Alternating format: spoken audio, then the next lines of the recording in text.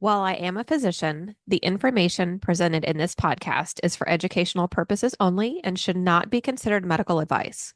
It is not a substitute for professional medical advice, diagnosis, or treatment. Please consult with your own healthcare provider before making any significant changes to your lifestyle or routine. By listening to this podcast, you are not creating a physician patient relationship.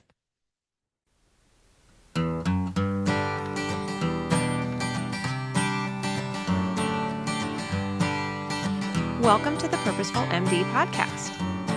As a physician, you've sacrificed so much of your life for other people, your patients, your family, your friends, and your colleagues. What would it feel like to spend time doing what you enjoy and to live without guilt? I'm your host, Dr. Laura Sutton, a family physician, certified coach, and business owner. If you're a medical professional on a journey towards your most purposeful life, a life with more time and energy, and ultimately more joy, then this is the podcast for you. Welcome to the Purposeful MD Podcast. I'm so excited to have our guest here today.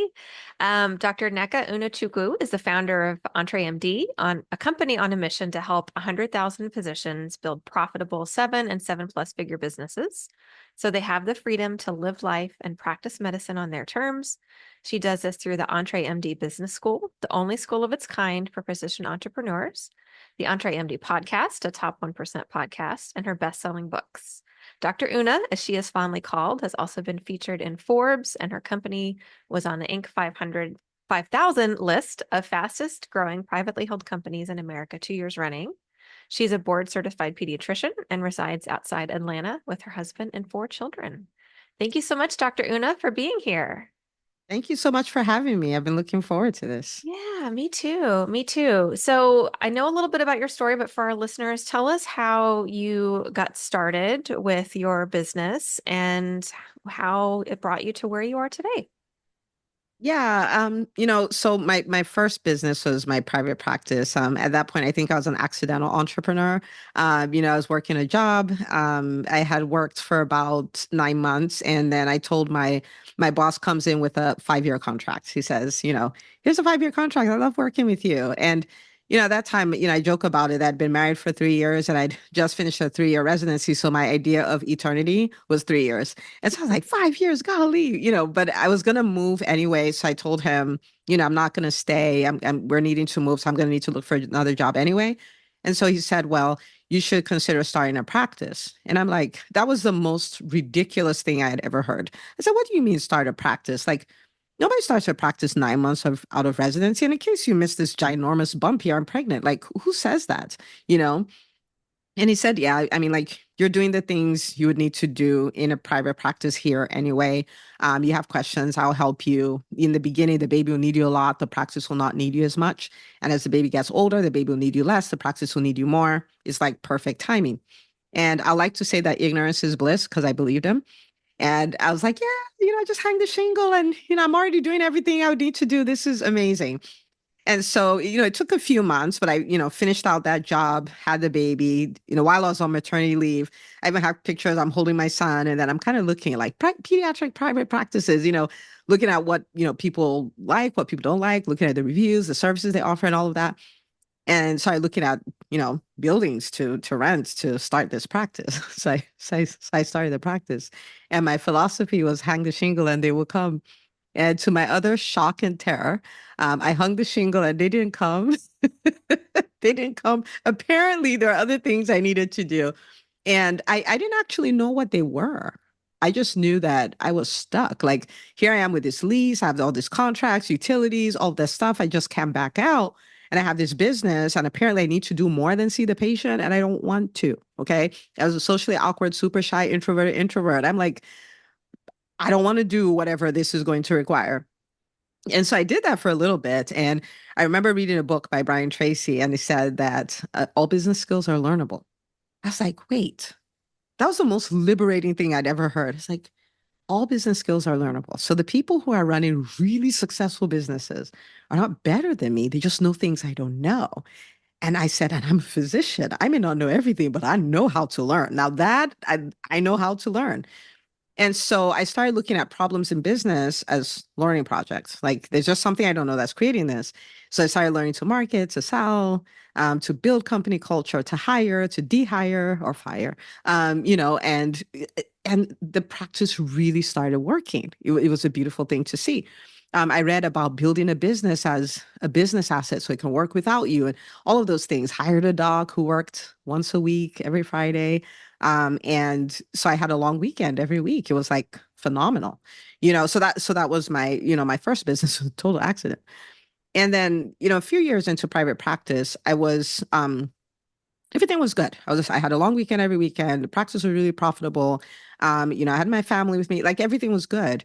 And I just had this knowing, like medicine as we know it is dead, like the way it is now. This was 2016, so 8 years ago, as at the time of this recording. It's like it's gone. And if all you know how to do is to lay hands on patients, that's all you have to know how to do for impact, for creating revenue, all of that, you're going to be out of luck. You need to retool yourself. You need to learn other things. And I didn't even know coaching was a thing. I didn't know anything about that world, right? And I said, okay. I was like, what could I do? So I started taking inventory. I was like, okay, I have a successful practice. I can show other people how to do that. So check that. That's one. I was like, I'm the lead pediatrician, but I can learn to become the CEO of my practice, which are two completely different things. So Mhm. check that. I could be an author. Apparently, people make money that way. Check that. I could be a speaker. Now, just to get how random this was, like as I was writing that, I was like, there's no way I'm going on any stage. You know what I mean? But I was like, we're just brainstorming here. And so that's when I started the process of retooling myself, right? Like, what if I could no longer have impact or earn a living the way I've been doing it? What would I do? And I had done that for maybe 6 months or so, and I was like, wait, it's not going to be bad for just me. It's going to be bad for a million physicians. Like I can't wait till I'm done retooling myself and come back and say, okay, guys, let's do this. So let's do that now. And that was the beginning of EntreMD. That's when I started selling physicians on the idea like we need to retool ourselves. We need to learn how to, like monetize our brands. We need to learn how to, launch businesses if that's what we want to do, build teams so we can get our time back and all of that. And that became the EntreMD podcast, the books we've written, the EntreMD Business School, all of that came out of that mission. And the mission really was, as I studied, I found that if 10% of a community can change, the whole community changes. And I said, okay, there are a million physicians, 10% is 100,000. It's like if we can help 100,000 physicians build profitable businesses so they have the freedom to live life and practice medicine on their terms, then the whole narrative, everything that's going on now in the physician community, that changes, right? So that's kind of how I ended up here. Oh my gosh, I love all of that so much. I love what you said about when you sat down and brainstormed about that you just, can't just hang the shingle and see patients and not have the business sense. And I'm sure you see this too, that other physicians tend to have a mindset of, well, I'm just a doctor. It breaks my heart every time I hear that. I'm just a doctor. And I mean, I see you nodding. And so, first of all, just that you had that insight and that flash to even brainstorm, I could coach, I could speak, I could write, I could podcast, I could do all these other things, I think is amazing. And so, where do you start when somebody has that mindset of, well, all I do is see patients and that's all I know how to do? How do you start with somebody? Yeah, I mean, so the thing is this, right? We talk about, all I do is see patients and that's all I do, but there was a time where we couldn't do that, Right. right? There was a time we saw a future like, wow, I could be a physician. And, like the thing with you and I, right, is that we're physicians, we've been around physicians a lot, we're around physicians maybe all day and stuff like that. So it doesn't feel as magical. But think back to when we started, right? Mhm. Think about the pimply teenager who makes the family announcement, I'm going to be a heart surgeon. Think of how ridiculous that is. Like the Yeah. teenager that can't even keep his room clean is telling you, oh, yeah, I'm going to grow up. I'm going to be this person. I crack open chests. I pull out the heart. I fix it. And I put it back. It's just insane. Yes. But we did it. Right. We pulled that off. And so if in 10 years you can go from like this person who they would not let anywhere near a patient to a person who saves lives, If we can do that in 10 years, if we commit ourselves to another future, where could we be in 10 years? Right. So it's not true that we're just because we weren't born that way, right? Right. We acquire that because we wanted to. And many people may not have evidence that they can decide on who they want to be and become that. But just by being physicians, we have that evidence. And so it's like, let's just do it one more time. What do you Yeah. want to be? I want to be a physician. And what is and? Let's Yeah. tag that on and let's go for it. We know what we had to do. We had to learn new things. We had to put ourselves in a new environment. We had to try a lot of things. We had to fail a lot, right? Think about how many IVs didn't go in. Think about how many intubations we didn't get the first time. Think about, right, how many times we presented and we're like, what kind of HPI is that? Like, think about how many times, but it never stopped us. We had one mission and we got there. And so we can do it again and again and again and again. And the truth of the matter is, this is my philosophy. I think the further you go along in your journey, the fewer people there are like you, right? Like think about people who became physicians. Again, we're around physicians, so it feels like everybody's a physician. But the truth of the matter is it's 1 million physicians in a country of over 300 million people, which means if you divided the country equally and put 300 people in each room, only one person there will be a physician, right? And so when we get to that point, I feel like then we owe it to our world, not in a bad, like lose your life kind of way, but we owe it to our world to then pursue whatever other development is there, whatever potential is there, because not like everybody can go and stack that on, right? Because there are Right. fewer people who have that. So it's almost like it's our gift to the world to take this amazing person that these amazing people we already are and make them more amazing, Yeah. So no, Yeah. not just at all. Nothing just about us. Yeah, I love that, and I love how your philosophy is around supporting physicians so that they can scale and grow. Where I hear a lot of kind of some of the language is about, well, medicine is broken, so just get out of it, right? And but if we all get out of medicine, then who's going to take care of us and our parents and our children and right? And so I love your philosophy and your model around taking the businesses and making it successful and making it profitable through learnable, doable skills. And I mean, the analogies that you use, like, yeah, we didn't learn how to intubate, we didn't know how to intubate 2 pound babies, but we learned and we can do it. And there's not many people on this planet that can do it. So you can learn anything. Yeah, Yeah. and the truth is, I think, like some people are going to leave medicine, some people are going to stay in medicine and everything in between, but I'm a firm believer that you don't want to be forced out of everything, Right. anything. If you want to make a strategic decision, then that's different, right? But the truth of the matter is when I stop to think about where we're headed, like from a healthcare standpoint, I'm like, this is like the makings of a disaster if we don't do something about it. And not to be scared. I mean, like if you listen to me, I'm probably one, like top 10 most positive people. but Yeah. but the thing is this, we as physicians, it's kind of time for us to rise as leaders. This whole thing started as the doctor-patient relationship. Now it's doctor-patient, insurance company admin, blah, blah, blah, big pharma, blah, blah, blah, relationship, right? Like there's so many Mhm. people in between. But the question is, are we going to bail on the system, or are we going to fight for our patients, for our country? Like Mhm. nobody's coming to save us. The healthcare space is literally crying out for leaders. And we have the opportunity to rise as those leaders. So whether we are, like employed physicians, like in that position, how are we showing up? What are we deciding is the change we're going to make? How are we going to change the way we're treated, the lack of autonomy, the burnout, all of that stuff? If we're in private practice, they're like, oh, private practice is dead. Can you imagine if private practice was really dead? Can you imagine the state of healthcare? And I'm like, yeah, so we're in it. It's not perfect, but can we please get this stuff profitable and then build the numbers so we can go off and then affect systemic change? But we're not going to do that to empowered yet. If you're needing to take a second job as a private practice owner to pay the bills for your practice, you're not fighting Congress. Like you're not doing any of that. Like we kind of Right. need to get you put the oxygen mask on first, and then we'll take care of everybody else, right? If you're a coach, then oh my goodness, there's so many physicians that need the support and all of those things. Learn to make it work, learn to make it profitable, learn to be to the mission that you have. You can't accomplish it without a business system. You got to build a business system around so you can do it.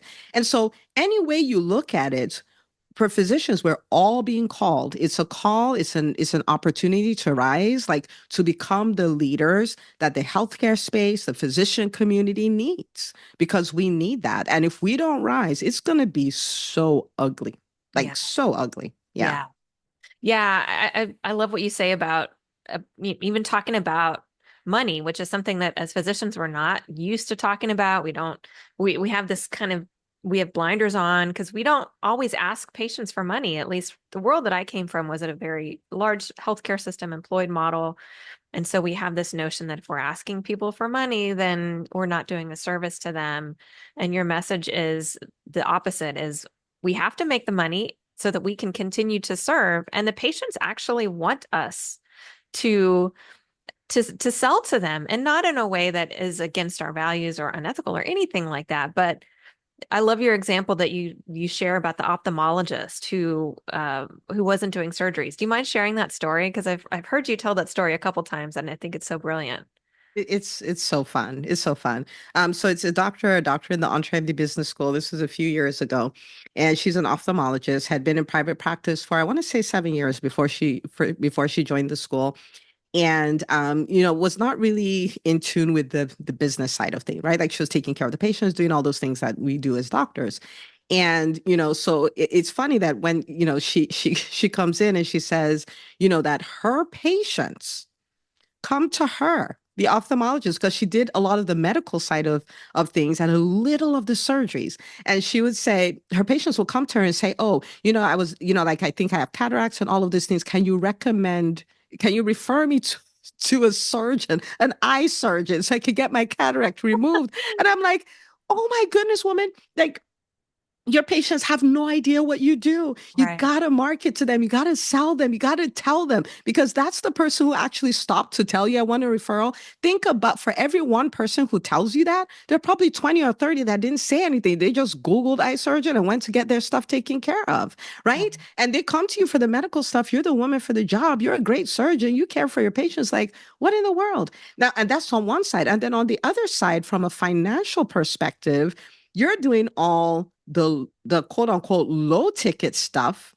And when it's time for them to spend the big bucks, they go somewhere else. Right. Right. It's the funniest thing. But Yeah. the good thing is, when we had that conversation, she decided to make the shift. So she started, and I was like, you're going to talk about it too. You're like, if I have to say this one more time, and I promise you that's the first time they heard it. And so she had the signs and she had her team note to talk about it. And she was talking about it, all of those things. And she went from that to an OR schedule that was fully booked for weeks out, like just like that. And Yeah. now she's keeping her patients in the one practice, she's taking care of them, and her practice is so much more financially stable. So she has now earned the right to continue to serve them, because once the money's not there, got to close shop and go away. And Right. so, yeah, so she continues to thrive and all that. She just celebrated her 10-year anniversary, which was a lot of fun. But yeah, Oh, that that's was so that was cool. something. That's so cool. And the patients are getting better care because they're being seen by the same person. Yeah, Same person is taking care of their medical eye needs and their surgical needs. So it's a win-win-win all around. all Yeah. around. It's Yeah. yeah. But this is our time. We need to, you talked about how, there is a lot of, drama around us and money and all of that kind of stuff. And, Mhm. the way I like to think about it is, it's not intentional. I can't say it's intentional, but we were completely removed from the money conversation, right? Mhm. Like, I remember being an employed physician. What do? I get up, get ready for work, pick up, for me, not coffee, my hot chocolate on my way to work, get to my office, have a seat. The team comes in, they say room one is ready for you. I go see room one, prescribe my thing. And I do that room to room to room. Then I have lunch. Then I do it again. Then I go home. Then every 2 weeks, a miracle happens. Money appears in my bank account. Right. Okay. Now, so for me, I'm thinking the correlation is I do good medicine and the money follows. The problem with that is that's not what happened. Yeah. Because there's somebody who was the liaison person who went to go talk to all the referring doctors to get them to refer. There's somebody else who put up a billboard. There's somebody else who did the direct mailer. There's somebody at the front desk who collected the copays, the deductibles, the old balances. There's a biller who makes sure all the claims are sent to the insurance company and get paid appropriately. There's a collections company that collects from the people who didn't pay. So all these things are happening. That's how I got paid. But I'm thinking I saw room two, room one, room two, room three, and did that over and over and over, and I got paid. And so when we then start practices or we do any other kind of business, we say, if I do a good service, the money will follow. But the good service is like that must be done. Right. But there's so many other things that need to happen. And so it's like deception for us to think that, which is, and I tell people I took one for the team. Okay. I did the handle shingle and they will come and they didn't come. So I took one for the team to please don't make this, don't make the same mistake I made, and so a lot of times people say, well, when is enough? When is enough enough? Like you're being a greedy doctor. You earn more than these people anyway. You're asking them for money. And I'm like, we live in an economic world. You give a service, you get a thank you note called money. That's just the way the world works. Is the game. There's not, you can't, it's the game. You Right. know what I mean? And when people pay, they pay attention, and so it just is what it is, Yeah. Yeah. So Yeah. yeah, lots of Yeah. unlearning for us.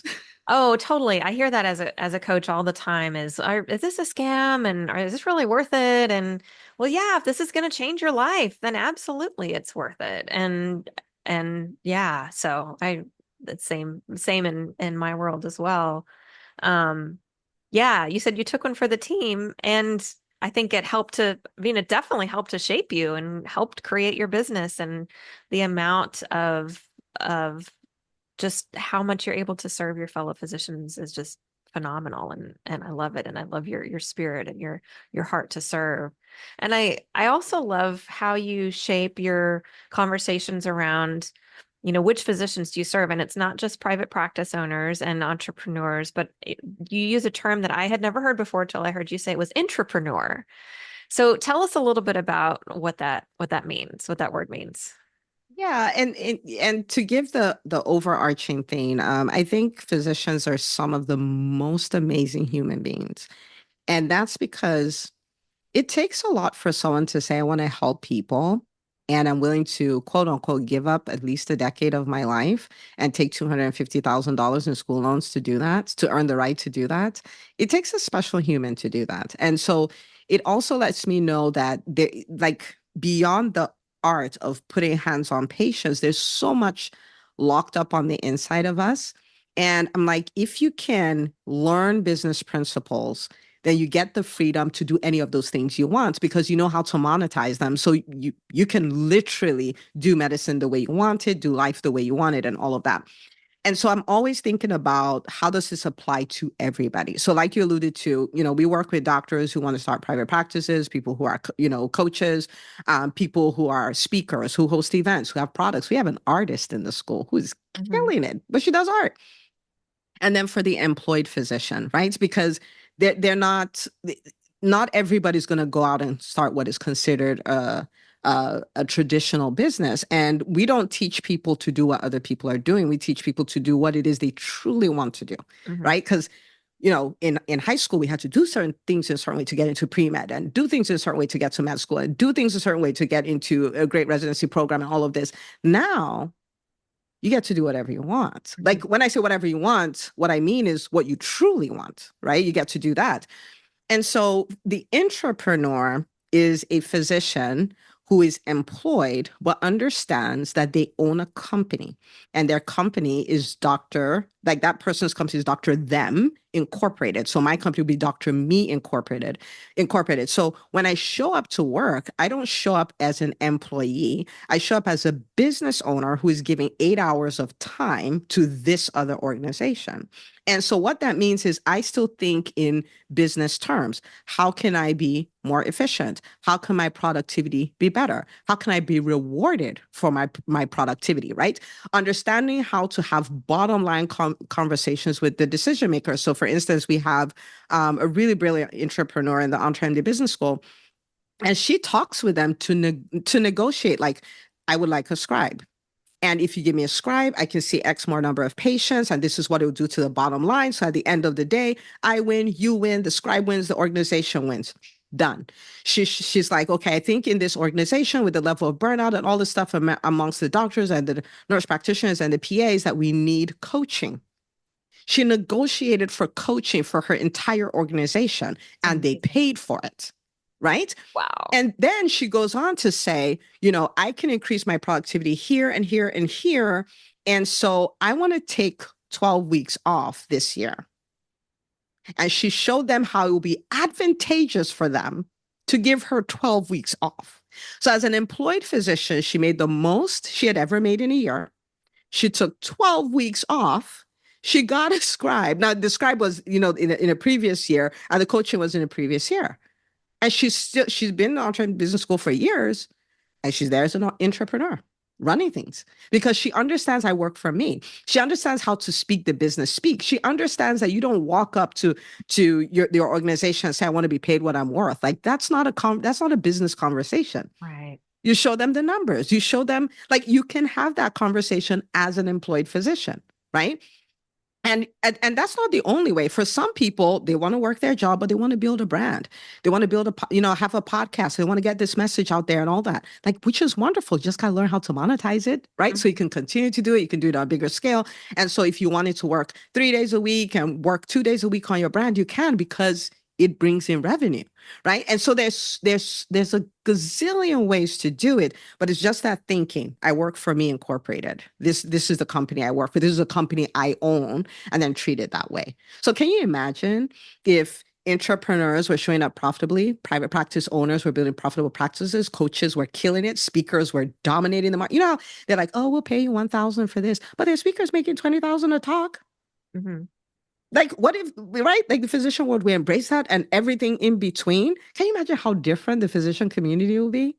Yeah. Like, so wild. But we Yeah. do need to stack on business skills. We're not gonna doing it the way we've done it. In fact, the more time goes, the worse it would be if we don't have those skills because the space is changing at such a speed, and nobody's coming to save us. So yeah. Yeah. Yeah, well, first of all, just picturing the world that you were just describing is beautiful. I mean, how much better would it be for us, for our families, for our patients, for the 900,000 physicians that may not be in your world? Just the ripple effect that it's going to have. And like you said, when 10% of us stand up and advocate, I love the example you just shared about the employed physician advocating for herself and advocating for a coach, again, the impact that that's going to have on everybody else in that organization who gets a coach. So it's so beautiful and really inspiring to think about. It's pretty wild, but that's Yeah, that's where we're going. yeah, yeah, yeah. Tell us a little bit about your books because you have the EntreMD method, Made for More. Tell us a little bit about the books and how those came to be. Yeah, so the book started off as, and I'm more of a talker than a writer, right? Like, my podcast, I think we're at 450 episodes or something, or more of a talker. But I started thinking about, there's so many frameworks that I've built over the years. There's so many stories. And I'm like, I wish I could put this in a concise way so that even people I never get the opportunity to work with in, closer setting, they have something that they read chapter 1, take the action, read chapter 2, take the action, read chapter 3, take the action. And with each action you take, your life is different because my love language is radical transformation in the lives of others. Okay. So that's kind of my job. And so that's when I started embracing this whole concept of capturing things that have worked with the people I've worked with in book formats, right? And so the first book we did, first business book was the EntreMD method. And it was really about a lot of these philosophies like, okay, we have to embrace entrepreneurship. Nobody's coming for us. We talked about this new paradigm of medicine because what it is we come a doctor and we've arrived and that's it. And we stop there. And I'm like, okay, but let's look at the MBA, right? Let's look at the way they do it. You come into the MBA as that player, but you know that that's the foundation for everything else. You don't stop, right? And so they become the player, and then they understand, okay, I need to leverage businesses. So they build their own personal brand. You may see them in movies, you may see them in music videos, they have endorsements, they have all of these things, and they're creating revenue that way that has nothing to do with playing. And for the people who go on to thrive, and so these would be, like the Shaqs of this world and stuff like that after, because 60% of them, 5 years after leaving the NBA, they're broke, Yeah. right? And so these ones, what they do is the money they make from the NBA season and the money they make from the business, they channel it into building this empire, whether that's investing in other businesses, stocks, real estate, all of those kind of things. And I'm like, what if we did that as doctors? What Yeah. if we were like the doctor, then the business, then the empire, right? So we have that, but we come to the business stage, we're building our personal brands. And we have personal brands. Everybody knows except us. Like when a recruiter says, "Oh, this is this position here," and if it's not for you, send it to your friends. What are they doing? They're leveraging our brands. We don't even know it. Hmm. Because to us, it's just my friends. No, it's a multi-million-dollar net worth. That's what you have. And they're tapping into that. Like, Right. so what if you said, I'll send them to you as long as when you close on that person, you get your $24,000 commission, 4,000 of it is mine. Do you see what I'm saying? Like, and I'm not saying Wow. anybody should do that, but it's just it's a different way of thinking. I have a Yeah. very profitable brand if I'll choose to build it, or a private practice, or coaching, or speaking, or whatever that is, or brand endorsements, right? And then all that while I'm taking all of that, I'm funneling it into this empire piece. Like financial instability will cease to be a thing for physicians. You see what I'm saying? Like if we use all three. So I talk about that, and I talk about how to break out into this world. Like how do you start the process of building that brand or thinking about a private practice and things like that. So that's the EntreMD method. Like how do we go from, so we can live life and practice medicine on our terms? How do we do that? The second book is Made for More. And you experience this too, right? Because your coach, you wrote the book, you did all this stuff. And when you talk about things that happen in your business or results you get your clients, people are like, well, of course, it's Dr. Sutton. Of course you did that. Like you're just going this unicorn mode, right? And so I said, okay, let me invite doctors from the EntreMD Business School to share their entrepreneurial journey so everybody can kind of find themselves somewhere in it. And so Made for More is a compilation book. So it's like 41 stories from different doctors in EntreMD Business School. So people can see themselves, see what is possible, see this person is just like me. They had the same fears I had. It just normalizes all the stuff we experience. So that's the second book. The third book is the Visibility Formula. So much fun because again, I started off as a super shy, socially awkward introvert. So when me and visibility, I would just break out in hives. Like I'm not doing that, right? And so I'm like, okay, how can we take a business from best kept secret to household name? Right. And so the whole book is about that. And it's so like there's no fluff. It's literally read the chapter, do what it says, go to the next one, do what it says, go to the next one, do what it says, and you'll be shocked where you find yourself. I taught this as a workshop. There's a doctor who took that and started acting on it. And within the next 2 weeks or so, she was on CNN. Oh my goodness. You know what I mean? Like it's insane because it works. It works. The formula always works. And then the last book, the latest book we wrote is called The Profitable Private Practice Playbook, one that is really near and dear to my heart because in 2021, 11,000 private practices either went out of business or sold to private equity. And Yeah. I'm like, if that happened in a year, like if that happened every year for 10 years, that's 111,000, like 110,000 practice. Like, how are we going to replace those? Like, Right. what in the world? Right. And so I wrote it and really wrote it around. I sat down to say, what are the top 7 ways private practice owners leave money on the table every day? And in that book, it's like literally one after the other. This is the way, this is how to fix it. This is the way, come on, stop it. This is how you fix it. And all of that. And it is one of those books that I will not be surprised the number of people who would be able to change their revenue by between 100,000 to 500,000 a year just taking action on the book. And you know what I mean? And that's being conservative. And so it's just one of those like, here, go fix your practice. Don't worry about the insurance companies and all. Don't worry about any of that. Just Yeah. go fix the dollars in your practice. Let's go. Right. And so yeah, so we call those our $15 MBAs, because you can get Yeah. a solid education for $15 on Amazon. Yeah. Yeah. I read EntreMD Method and Made for More. I need to check out the other two for sure. I mean, all of this is based on either your own personal experience or what you've coached other physicians through. And the Made for More was it was just so impactful for me because I felt like I could see myself in every single one of those stories. And just, yeah, if they can do it, I can do it too. And I read it a few years ago before I made the leap to full-time running my business full time. And so, yeah, it was definitely very inspiring for me. And thinking about visibility, I mean, picturing you as an introverted introvert is difficult for me because I'm just getting to know you because you're so visible. Everybody knows Dr. Una. And so, again, it sounds like these are things that you did and you had to do, and you had to embrace the discomfort and kind of get over that and get past that.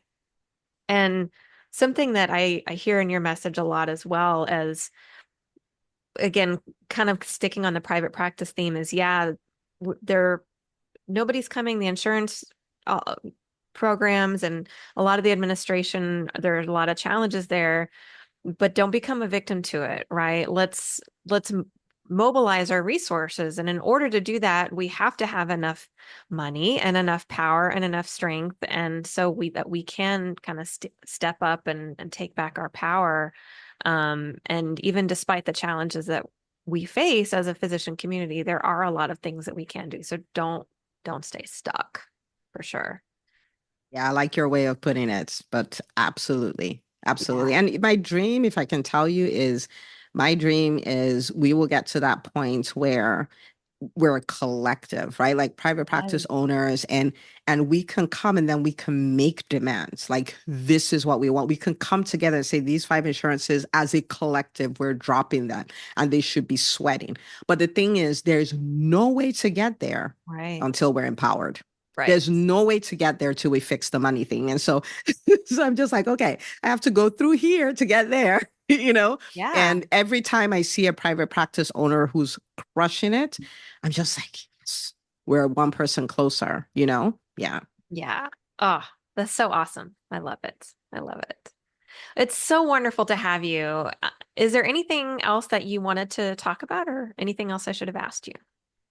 Yeah, well, I think, for every physician listening, this would kind of be my thing is like I hope that this interview it inspires you, and I sincerely hope it doesn't leave you there, right? Because action is kind of where the rubber meets the road.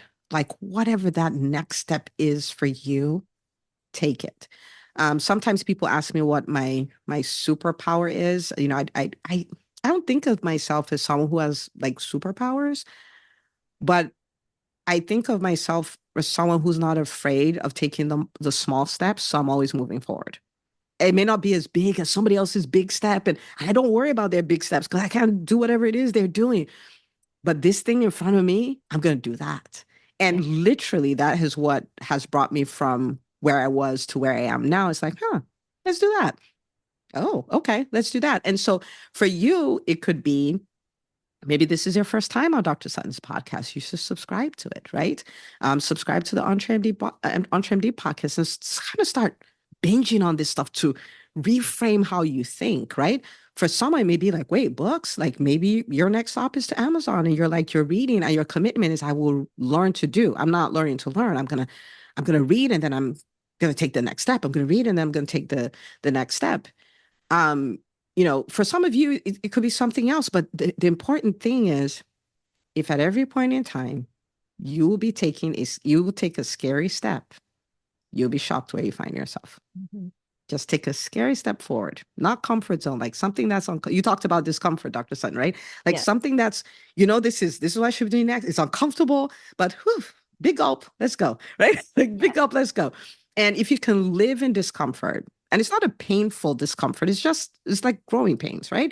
If you can live in discomfort, you will find yourself in a magical place, living a magical life, doing magical things. And that's the truth. So I really want to invite everyone to kind of do that. Like the status quo, and I'm not a negative person. Like I promise you I'm not a doom and gloom person, but the status quo is getting worse by the day. Mhm. and the status quo will continue to get worse and worse by the day. But we can rise above that if we will start operating differently. Yeah. Right? So we just need to start taking the steps. And it doesn't matter whether you're just starting or maybe you're listening and you already run a $3 million business. But the question is, you know that you're not optimizing your profitability, and you know that you're not leading the team the way you need to lead them, and you know that there's a next critical hire you're supposed to hire that you haven't hired yet, and that's why you feel burned out. Take the next step. Right? Take the next step. That's kind of the way that works. Yes. I love it. Love it so much. Thank you so much for being here. We've got all of your links to your website, your social media, so our listeners can check you out. If they haven't heard of you, then they're living under a rock. Thank you so much for being on the podcast today. We really appreciate it. Thank you so much for having me. And for anybody who's like, oh my goodness, I just want to do it and, like get to know more about Dr. Una, you can always book a call with my team on EntreMD.com/team. They'll take /call. They'll take care of you. And Dr. Sutton, thank you so much for what you do for physicians everywhere. Thank you for writing the book. Thank you for doing the podcast. All hands are needed on deck. So I have a lot of respect for you. I'm so grateful for your work. I really am. Thank you so much. Thank you for watching The Purposeful MD on YouTube. If you like what you see, please like and subscribe. Please also visit www.thepurposefulmd.com for free downloads or to discuss working with me as your coach.